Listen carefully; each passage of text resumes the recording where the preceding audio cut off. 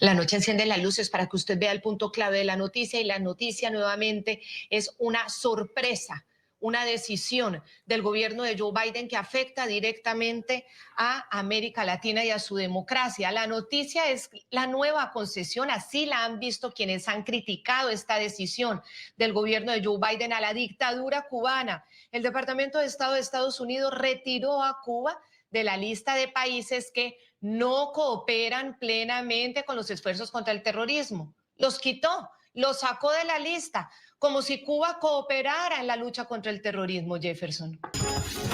Ya regresamos con La Noche por NTN 24, el canal de las Américas.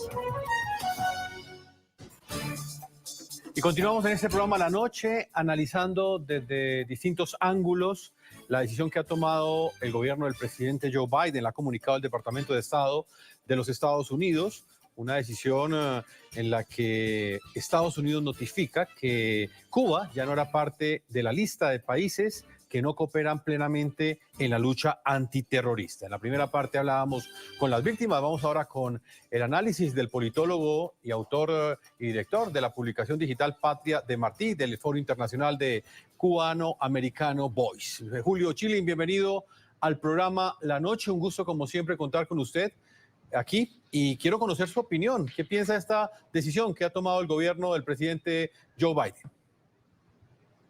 Primero, un placer, Jefferson, estar contigo, con Claudia, y me tomo la libertad de felicitarlos por el enfoque que han dado a esta noticia. Tuve la oportunidad de estar escuchando y de darle voz a esas voces que realmente parecen haber quedado olvidadas en todo este movimiento de ajedrez, y pudiera incluir a todos los oficiales de las fuerzas públicas que han muerto, que han quedado lisiados en el esfuerzo de preservar la libertad y la democracia en Colombia, y podemos añadir en tantos otros países de América Latina. Es realmente una contradicción moral a los principios de los Estados Unidos, a los principios de defender la libertad, de ser el bastión de la democracia en el mundo, y en un sentido práctico no tiene, pies ni cabeza, excepto una movida para contentar la dictadura castrista, porque Cuba comunista ha sido y sigue siendo un patrocinador activo del terrorismo. O sea, no podemos hablar del ELN, del M-19, no podemos hablar del propio presidente colombiano sin mezclarlo con la subversión que desde Cuba se ha llevado a cabo. Recordemos que el presidente Petro fue uno de los primeros en acatar las instrucciones del difunto dictador Fidel Castro para que adoptara el modelo dictatorial del Foro de Sao Paulo. En otras palabras, que abandonara la lucha de las armas y que se involucrara en la política para entrar y buscar el modelo dictatorial del Foro de Sao Paulo, que ha funcionado lamentablemente muy bien en Venezuela, en Nicaragua y en Bolivia. Y esa cercanía, esa relación, pues queda permanente. Julio, es que lo que uno no entiende es lo siguiente. Cuando Estados Unidos toma la decisión de sacar a un grupo o a un país de una lista de estas, es porque ese grupo cambió de actitud, ese grupo o entregó las armas, o ya no va a secuestrar o matar o narcotraficar o cometer delitos. Entonces uno dice, bueno, aquí hubo un cambio de actitud, o porque ese país, en este caso los países que patrocinan, que todavía sigue Cuba en la lista, pero de los que no cooperan plenamente en la lucha contra el terrorismo, comienzan a cooperar. Pero en este caso no es que Cuba haya cooperado en esa lucha. No cooperó. Cuba mantuvo a los jefes criminales del ELN, no los extraditó. Llega un presidente afín al régimen, a Colombia, y sencillamente, formalmente levanta las órdenes de captura. ¿Cómo Estados Unidos acepta eso como motivo para sacar a Cuba de los países que no cooperan en la lucha contra el terrorismo? Es lo que uno no entiende. ¿Por qué ese formalismo le sirvió, ese formalismo que nada ayuda en la lucha contra el terrorismo, le sirve al Departamento de Estado de los Estados Unidos, a la administración de Joe Biden, para retirar a Cuba de esta lista. Es como lo incomprensible. Y muchos empiezan a alertar, ojo, que esto puede ser el primer paso para retirarlos ya de la lista de patrocinadores, porque fueron incluidos por el ataque terrorista. Entonces, ahora por la cooperación, porque ya cambiaron los términos de la extradición y ya no están pedidos en extradición, pero el ataque terrorista no se revierte, el ataque terrorista quedó, ellos no han respondido frente a la justicia. ¿Qué posibilidades usted ve realmente que dentro del gobierno de Joe Biden tomaran esa decisión de sacar a Cuba a los países patrocinadores del terrorismo? Claudia, mira, estableces un punto importantísimo y eso es que primeramente no hay una coherencia lógica ni moral en dejarlos en la lista y a la misma vez tener esta posición.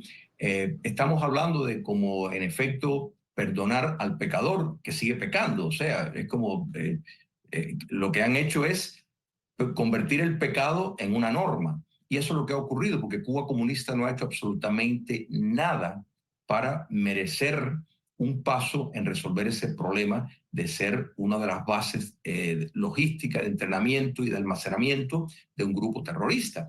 Entonces, esto está en ese otro punto que estableces, que este es la antesala de que podemos esperar que van a ser removidos de la lista de países terroristas. Y hay que entender por qué Cuba comunista quiere eso tanto. Bueno, más allá del estigma, es que eso le permite acceder a fondos fondos públicos de crédito de los Estados Unidos. O sea, mientras Cuba comunista está en la lista de países terroristas, legalmente no puede hacerlo. Entonces, esto es una de las cosas que el régimen castrista ha estado pidiendo desde hace tiempo y es de nuevo el preludio a ese otro segundo paso que podemos entender desde el punto de vista de supervivencia por qué el régimen dictatorial de La Habana va a querer seguir ese curso. Pero es muy lamentable que el actual gobierno de los Estados Unidos se preste a eso para que, como tú bien señalas, no ha cambiado absolutamente nada, excepto la colaboración del presidente Petro con seguridad, siguiendo instrucciones de Cuba para precisamente facilitar este paso a Washington, que de nuevo servirá para una próxima medida de quitarlos de la lista de países terroristas, porque eso cambia la dinámica en cuanto, repito, a poder acceder a determinadas facilitaciones de crédito en cuanto a la adquisición de productos norteamericanos, que pese al embargo, los Estados Unidos sigue siendo los mayores proveedores de ventas de alimentos a Cuba, pero lo tienen que pagar en efectivo. Al quitarse la etiqueta de la categoría de país terrorista, pues el presidente podría facilitar el camino a que tengan acceso a créditos en las compras, que eso es lo que busca La Habana. Señor Julio Schilling, el próximo 5 de noviembre Estados Unidos elegirá a su nuevo presidente. En este momento, el mismo presidente Joe Biden pues ya está prácticamente en campaña. En estas elecciones el voto latino será fundamental para cualquiera que quiera llegar a la Casa Blanca o si Joe Biden quiere ser reelegido. ¿Usted no cree que este tipo de declaraciones podrían afectar a Joe Biden? ¿Qué le pasa a este candidato al hacer este tipo de pronunciamientos, tomar estas decisiones cuando estas le podrían afectar enormemente ese voto latino, ese voto de venezolanos, de cubanos, de colombianos que se encuentran en los Estados Unidos y que tienen también esa nacionalidad estadounidense y pueden influir, pueden votar en esas elecciones? Bueno, mira, Jefferson, yo creo que todas estas cosas son determinados cálculos.